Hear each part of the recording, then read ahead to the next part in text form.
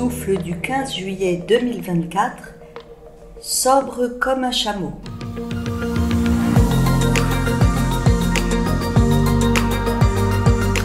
Lors d'une randonnée de plusieurs jours en forêt, j'ai fait l'expérience, je l'avoue avec un peu d'appréhension avant le départ, d'un style de vie très simple.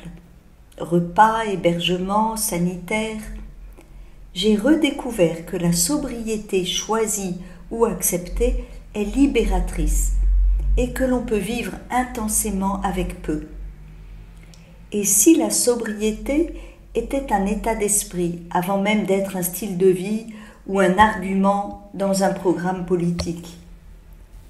Je ne sais pas ce qu'il en est exactement pour le chameau, mais que tu sois croyant ou pas, tu constates peut-être que tu es souvent préoccupé par des choses de peu d'importance, attiré par les apparences, avide de plus, au risque de ne pas être présent à la réalité, sensible à la beauté qui nous entoure, disponible aux multiples possibilités qu'offre la vie.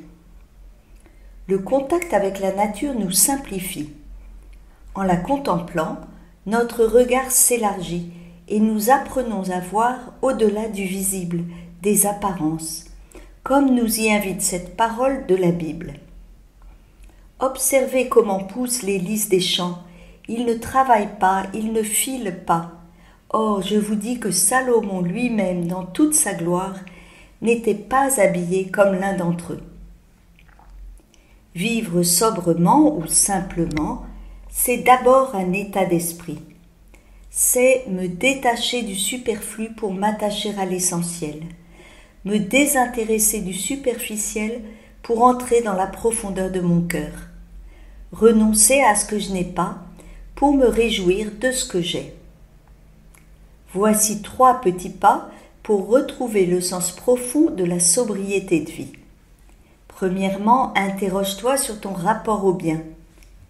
Es-tu toujours libre par rapport aux injonctions de ton entourage ou de la société qui nous pousse à paraître et à avoir toujours plus?